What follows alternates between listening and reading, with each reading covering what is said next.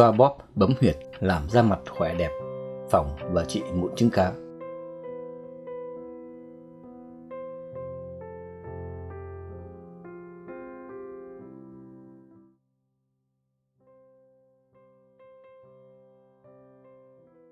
Chào bạn. Hiện tượng kích ứng da có thể phát sinh khi da không thể tái tạo tế bào hoặc xử lý bã nhờn một cách hiệu quả, dẫn đến lỗ chân lông bị tắc nghẽn. Trong trường hợp vùng bị ảnh hưởng bị nhiễm trùng, nó có thể có biểu hiện mẩn đỏ và thậm chí sưng tấy. Những bệnh nhiễm trùng như vậy thường liên quan đến các yếu tố như biến động nội tiết tố, căng thẳng hoặc thay đổi chế độ ăn uống. Hơn nữa, hiện tượng nhiều chị em phụ nữ sử dụng thường xuyên các sản phẩm tẩy rửa mạnh cũng vô tình làm hại đến hệ sinh thái vi khuẩn lành mạnh trên da, dẫn đến làm hại da với các tình trạng mẩn đỏ, phát ban hoặc thậm chí viêm nhiễm nặng. Ngoài ra, ngoài lý do thường xuyên làm sạch da quá đáng như vừa nói ở trên, việc mặc quần áo chật hoặc có chất liệu gây nhiều ma sát chà sát da cũng góp phần gây kích ứng da, đặc biệt là ở vùng cổ, gáy, vân vân. Để có làn da nói chung và để có một làn da mặt nói riêng khỏe và đẹp, và nhất là để ngăn ngừa và điều trị có hiệu quả các tình trạng da mặt mẩn đỏ, nổi mụn hoặc sần sùi trứng cá, có rất nhiều phương pháp đã được đưa ra áp dụng, từ các phương pháp hiện đại đến các phương pháp truyền thống, và cũng đều có những kết quả rất đáng khích lệ cho từng trường hợp cụ thể. Ngoài các phương án dưỡng da và điều trị các tình trạng bệnh lý của da mặt như các bài tập yoga, dưỡng sinh, các bài ăn uống, thực phẩm chức năng, vitamin, vân vân, người ta cũng thường áp dụng rất có hiệu quả các bài tập massage, xoa bóp và bấm huyệt mà trước đây tôi cũng đã phát hành một số video như vậy.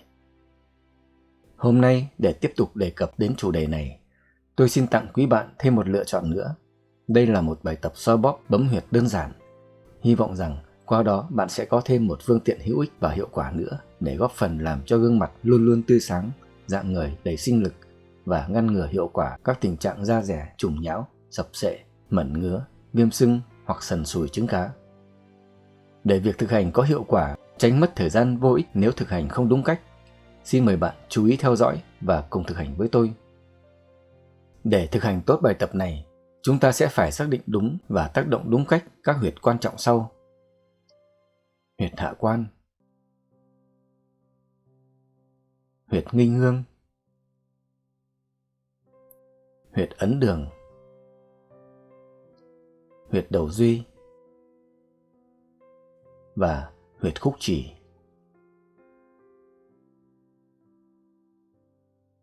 Tư thế thực hành tốt nhất cho bài tập này là tư thế ngồi. Chúng ta có thể ngồi một cách thoải mái trên sàn hoặc trên ghế. Trước hết, chúng ta sẽ tác động huyệt hạ quan. Mỗi chúng ta có hai huyệt hạ quan nằm ở hai bên khuôn mặt, phía trước tai như thế này. Đây là huyệt hạ quan bên trái và đây là huyệt hạ quan bên phải của tôi. Huyệt hạ quan là huyệt thứ 7 của kinh Túc Dương Minh Vị. Bạn có thể xem lại kỹ hơn về huyệt hạ quan trong video ST7. Huyệt hạ quan nằm cách rìa trước tai khoảng 1 thốn, ngay sát dưới xương cung gò má như thế này. Đối với việc xoa bóp và bấm huyệt, việc xác định huyệt hạ quan nhanh và chính xác rất đơn giản. Bạn chỉ cần khép chặt hai ngón tay, ngón trỏ và ngón giữa với nhau, rồi đặt chúng sát phía trước tai như thế này. Và kéo thẳng hai ngón tay xuống phía dưới, đến khi đầu ngón tay giữa trượt qua xương cung gò má và rơi xuống một chỗ lõm sát ngay dưới xương gò má, thì đó chính là vị trí của huyệt hạ quan. Đây là huyệt hạ quan bên trái của tôi. Tương tự ở bên này là vị trí của huyệt hạ quan bên phải. Để tác động huyệt hạ quan có hiệu quả, bạn có thể sử dụng thủ pháp bấm và day xoay nhẹ nhàng. Bạn có thể dùng bất kỳ đầu ngón tay nào. Tuy nhiên, thuận lợi nhất có lẽ là đầu ngón giữa hoặc đầu ngón cái. Và bạn có thể tác động đồng thời hai huyệt hạ quan như thế này. Nào, trước hết bạn hãy thực hành cùng tôi thủ pháp bấm. Chúng ta dùng đầu ngón tay giữa hoặc đầu ngón tay cái bấm vào hai huyệt hạ quan như thế này. Chúng ta từ từ tăng lực bấm, đến lúc cảm thấy rất căng tức ở vị trí huyệt. Rồi duy trì lực bấm như vậy trong vòng từ 15 đến 20 giây. Nào, bạn hãy cùng tôi thực hành thủ pháp bấm vào huyệt trong vòng 15 giây. Để tiện thực hành cùng nhau, xin mời bạn chú ý tiếng chuông đồng hồ trên màn hình.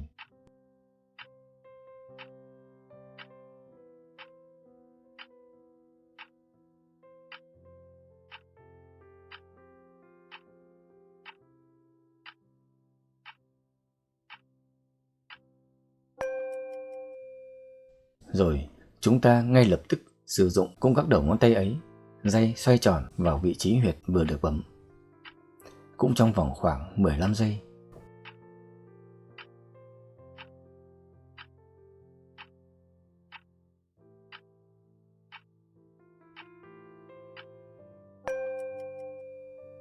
Như vậy, bạn có thể lặp đi lặp lại vài lần việc bấm huyệt 15 giây ở mức độ tương đối mạnh trong ngưỡng chịu đau của bạn, và cho việc day xoay tròn vào huyệt cũng 15 giây như trên. Nếu bạn bấm và day tương đối nhẹ tay thì có thể lặp đi lặp lại hai thủ thuật bấm và day như vậy khoảng 5 lần. Nhưng nếu bạn bấm và day mạnh tay hơn thì có thể giảm số lần lặp lại xuống khoảng 3 lần là thích hợp cho mỗi buổi tập. Đây là huyệt quan trọng nhất trong bài tập này, với các tác dụng đặc biệt giúp chúng ta có làn da mặt khỏe, đẹp và tràn đầy sinh khí. Nào, bây giờ chúng ta sẽ chuyển sang tác động lên hai huyệt nghinh hương. Huyệt nghinh hương là huyệt thứ 20 nằm trên kinh Thủ Dương Minh Đại Trường.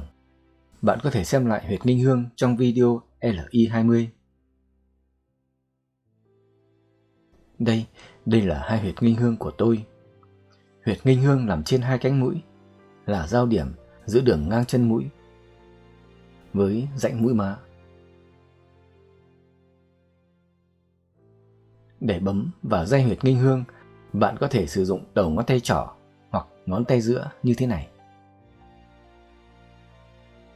Đây, bạn lựa sao cho đầu ngón tay lọt vào đúng chỗ lõm là vị trí của huyệt nghinh hương. Cũng tương tự như cách tác động huyệt hạ quan nói trên, bây giờ chúng ta cũng bấm hai huyệt nghinh hương bằng hai đầu ngón tay trỏ như thế này trong vòng từ 15 đến 20 giây. Ở đây tôi sẽ thực hành cùng bạn bấm vào huyệt nghinh hương trong 15 giây.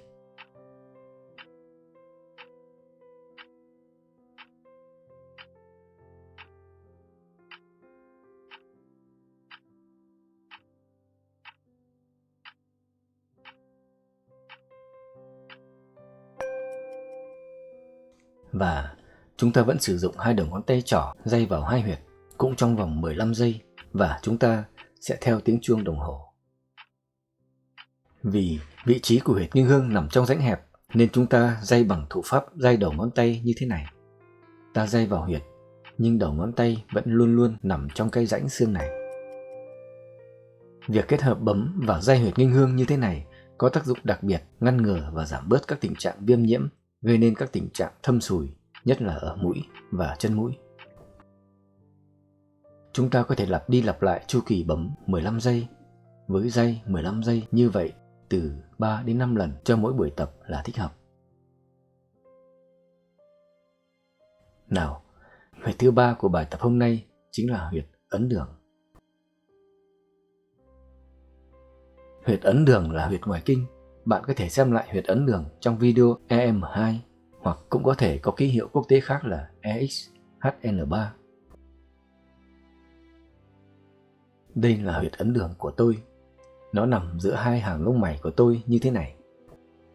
Việc tác động huyệt ấn đường đúng cách sẽ góp phần giảm bớt tình trạng tiết bã nhờn quá mức của da, giúp cho làn da trở nên thoáng, mềm, mịn và khả ái hơn.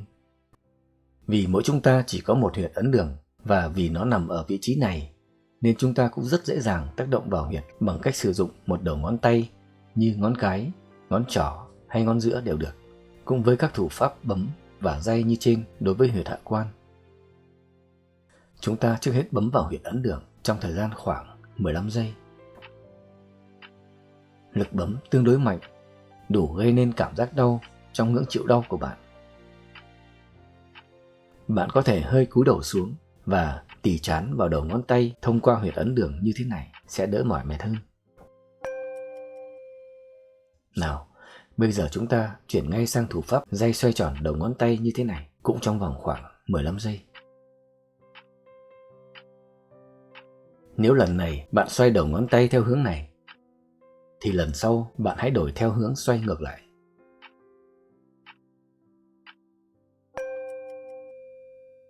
Bạn có thể lặp đi lặp lại chu kỳ bấm 15 giây và day xoay tròn cũng 15 giây như vậy, từ 3 đến 5 lần, như vậy là có tác dụng tốt. Nào, để tăng cường khả năng chống viêm sưng da mặt, bây giờ chúng ta sẽ chuyển sang tác động huyệt tiếp theo, huyệt đầu duy. Huyệt đầu duy là huyệt thứ 8, nằm trên kinh túc dương minh vị. Bạn có thể xem lại vị trí và cách xác định chính xác huyệt đầu duy trong video ST8. Đây là hai huyệt đầu duy của tôi, chúng nằm trên hai góc trán phía trên. Để bấm vào huyệt đầu duy, bạn có thể sử dụng đầu ngón tay giữa để bấm như thế này.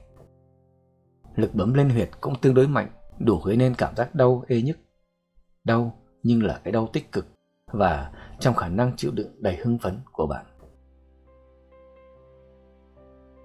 Nào, xin mời bạn, chúng ta cùng bấm lên hai huyệt đầu duy bằng hai đầu ngón tay giữa như thế này và cùng theo dõi tiếng chuông đồng hồ trên màn hình. Việc tác động huyệt đầu duy đúng cách sẽ góp phần làm đẹp da mặt, giảm bớt và ngăn chặn các quá trình tiết bã nhờn quá mức và ứ tắc ở lỗ chân lông, gây nên các hiện tượng sần sùi, thậm chí viêm sưng da mặt rất phiền toái.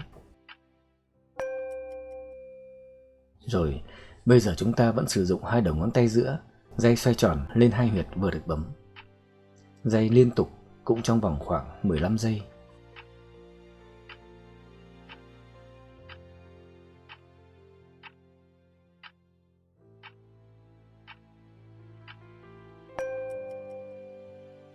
Nào, bây giờ xin mời bạn cùng tôi tác động lên huyệt cuối cùng của bài tập hôm nay, đó là huyệt khúc chì. Huyệt khúc chì là huyệt thứ 11, nằm trên cùng kinh với huyệt nghinh hương nói trên là kinh thủ dương minh đại trưởng. Bạn có thể xem lại chi tiết, vị trí và cách lấy huyệt khúc chì trong video LI11. Đây là huyệt khúc chì của tôi trên tay trái. Nó nằm ở ngay mép ngoài của nếp gốc khuỷu tay nếu ta gập cẳng tay với cánh tay như thế này. Tương tự, chúng ta cũng có huyệt khúc chì nữa ở bên tay còn lại. Để tác động huyệt khúc chì có hiệu quả, chúng ta sẽ bấm và day lần lượt từng huyệt trên mỗi tay. Bạn có thể tiến hành trên tay nào trước cũng được. Tuy nhiên, để tiện theo dõi và nếu không có gì trở ngại, chúng ta sẽ cùng nhau bắt đầu với huyệt khúc chì bên tay trái trước. Việc bấm lên huyệt khúc chì rất dễ thực hiện. Bạn có thể sử dụng rất nhiều cách và với các ngón tay khác nhau tùy cảm hứng và khả năng của bạn. Chẳng hạn, bạn bấm vào huyệt bằng ngón tay cái như thế này, đơn giản và dễ làm nhất.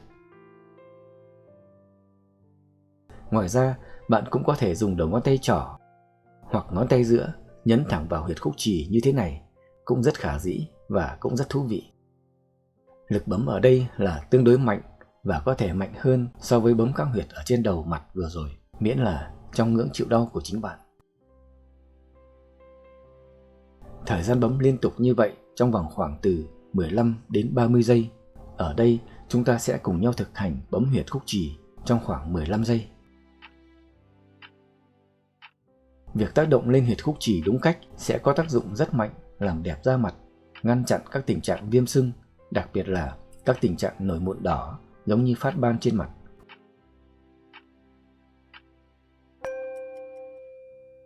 Nào, bây giờ chúng ta cùng nhau chuyển sang thủ thuật tiếp theo là day xoay đầu ngón tay, cũng trong vòng khoảng 15 giây như trên. Lực day ở đây tuy nhẹ nhàng nhưng cũng đủ mạnh để gây nên cảm giác ê tức hưng phấn ở khu vực huyệt và xung quanh huyệt vừa được bấm.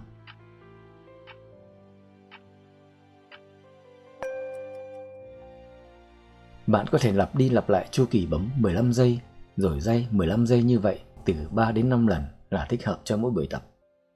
Rồi cuối cùng Bạn sẽ chuyển sang tác động lên huyệt khúc chì trên tay phải, cũng với các thủ thuật bấm 15 giây và day xoay tròn 15 giây, và cũng lặp đi lặp lại từ 3 đến 5 lần, tương tự như đối với huyệt khúc chì bên tay trái. Bạn có thể thực hành bài tập này vào bất cứ lúc nào rảnh rỗi trong ngày. Tuy nhiên, có 2 thời điểm tốt nhất là buổi sáng khi ngủ dậy và buổi tối trước giờ đi ngủ. Hy vọng rằng với bài tập nhỏ này, bạn sẽ thực hành chuyên cần, kết hợp tốt với các biện pháp khác, từ việc thực hiện lối sống lành mạnh, ăn uống hợp lý, ngủ đủ và đúng giờ, và tinh thần tích cực, đến các biện pháp thể dục dưỡng sinh, thiền, yoga, vân vân. Bạn sẽ luôn luôn nuôi dưỡng được một làn da gương mặt khỏe khoắn, đẹp mịn và tràn trề sức sống. Chúc bạn khỏe và đẹp. Cảm ơn bạn. Tạm biệt và hẹn gặp lại.